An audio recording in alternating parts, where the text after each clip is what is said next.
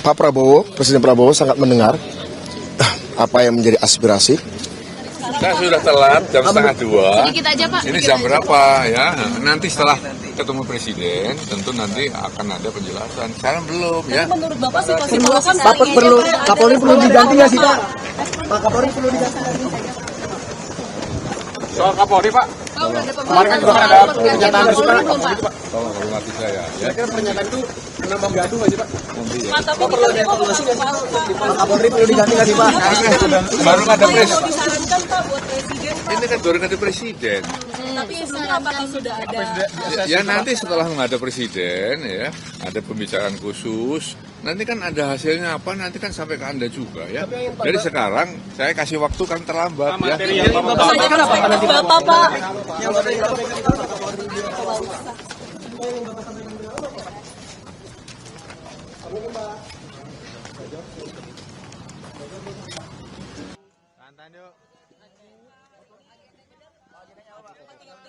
Pada ini ya Pak, semua pada dipanggil ya Pak. Pak berhenti sebentar dong Pak. Saya belum tahu yang di dalam siapa saja.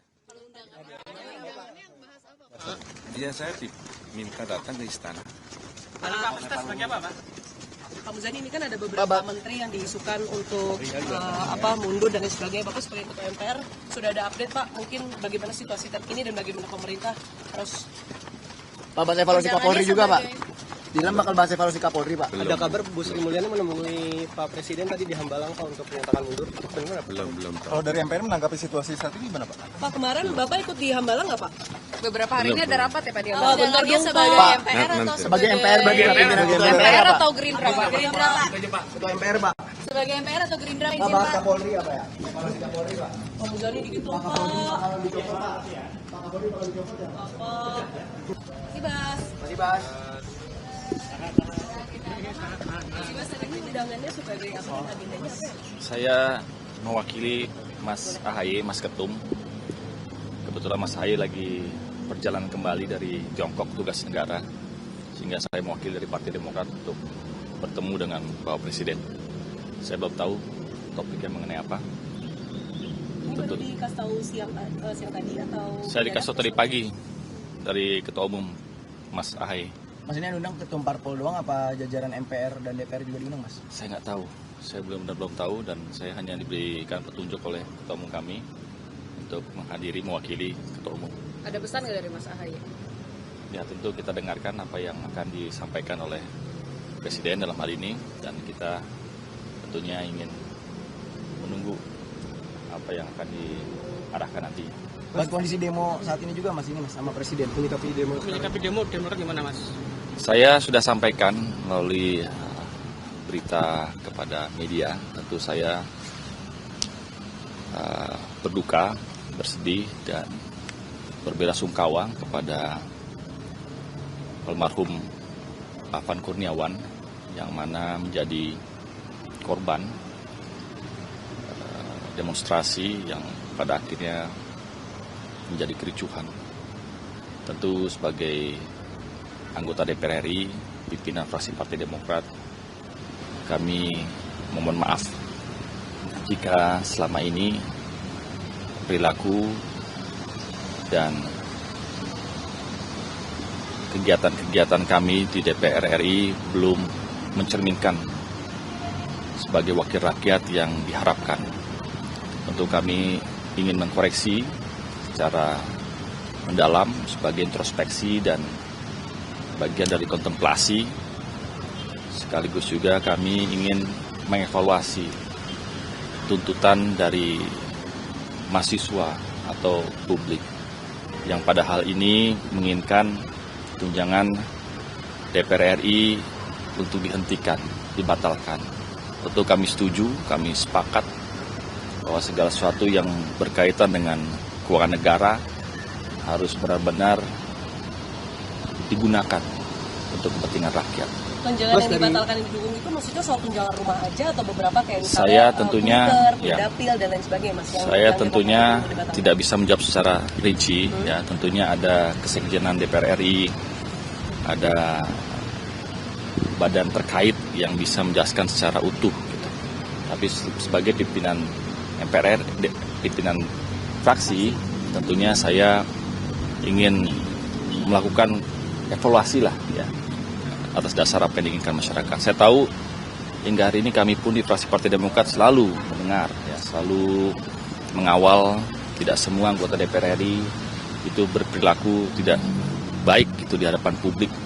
Tidak semua anggota DPR RI juga tidak memberikan bantuan dan mendengar masyarakat di daerah pemilihan pilihannya. Sehingga tentunya kami tidak menutup telinga, kami tidak tipis telinga, kami tetap ya berbenah gitu ya. Karena ini adalah lembaga yang harus kita jadikan untuk mengawal aspirasi masyarakat. Terima kasih. Terima kasih. Mendorong evaluasi Kapolri. Oh, Menko atau seperti apa sih, Gus? Ya, hari ini saya bersama siapa saya nggak tahu, pokoknya akan ada pertemuan dengan Presiden. Terus yang kedua nanti akan ada rapat kabinet. Gus, ini melihat situasi sekarang saat ini ada banyak anggota DPR yang mungkin dalam tanda kutip menantang masyarakat kemudian dinonaktifkan. Ini melihat bahwa fenomena arogansi, Gus kan udah lama di DPR, arogansi di DPR, kemudian soal tunjangan ini memang wajib dievaluasi atau si konkretnya seperti apa ya, Gus? Oh iya, tentu saja ini menjadi momentum untuk kita semua melakukan evaluasi sekaligus mereformasi diri masing-masing. Semua lembaga saya kira, baik legislatif maupun eksekutif, untuk benar-benar memahami tuntutan aspirasi itu, aspirasi untuk menunjukkan solidaritas. Konkretnya seperti apa, Gus? Apakah hanya tunjangan rumah? Ya, tunjangan rumah harus ya semua dievaluasi. Semua yang bersifat menghasilkan kecemburuan dievaluasi. Berarti sebenarnya perihal tunjangan dan gaji ini nggak boleh diperlakukan sebagai aurat ya, Gus? Karena selama ini kan tidak transparan, kemudian dipirit-pirit. Kemudian kita tahu waktu itu ada Mbak Kade yang ngomong, kemudian ditegur partai. Itu menurut Gus Imin sendiri bahwa memang... Ya memang hari ini nggak ada yang nggak bisa ditutupi kan. Semuanya terbuka. Keterbukaan itulah yang harus menjadi bagian dari dialog kita dengan masyarakat. Jam berapa tadi dipanggil oleh Pak Presiden, Gus? Baru hari ini atau dari kemarin?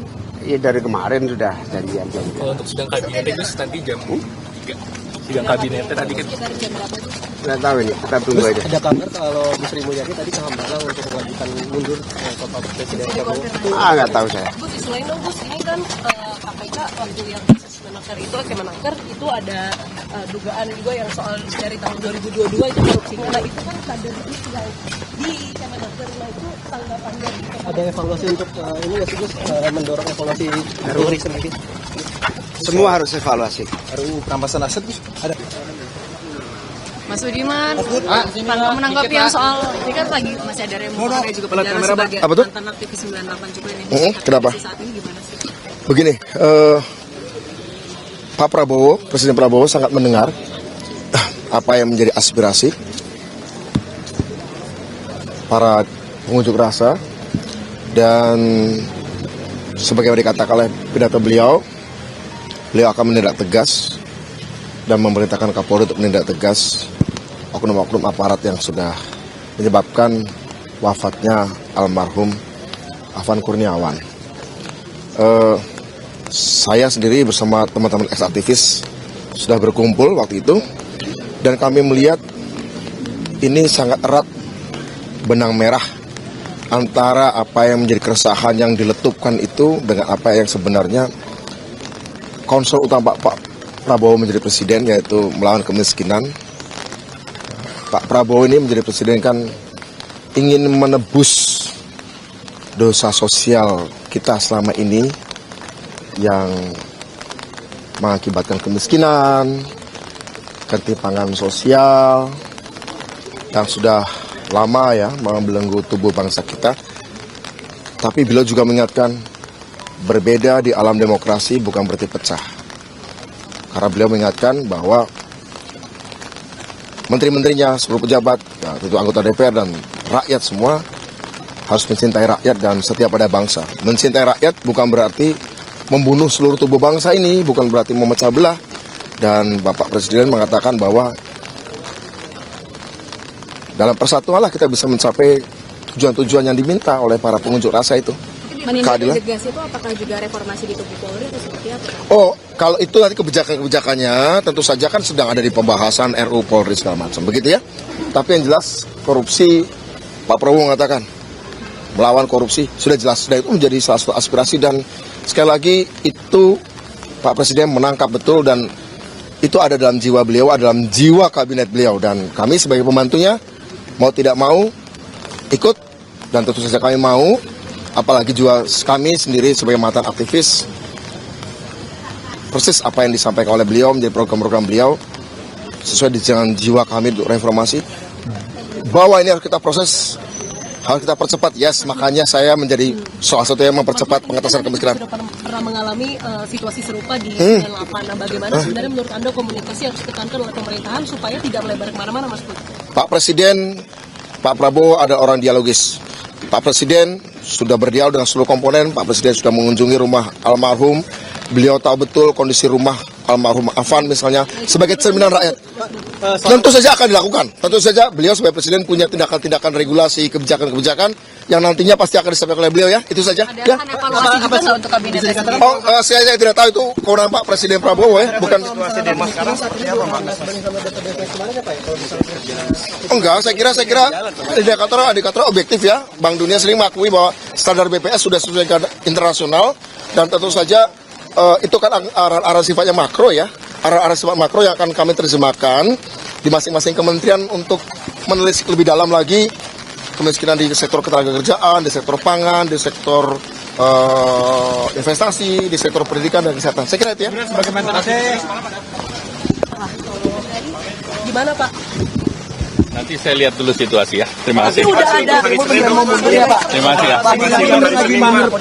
Terima kasih. Pak Erlangga kata-kata untuk hari Senin Pak, karena ISG atau rupiah mungkin semboyan Pak. Hambalang menyatakan mundur, Pak, itu benar ya, Pak? Pak Betul benar ngajuin pengunduran diri Pak Presiden Pak. Pak kata-kata untuk menanam hari Senin Pak. Ya, nanti. Belum saya dengar.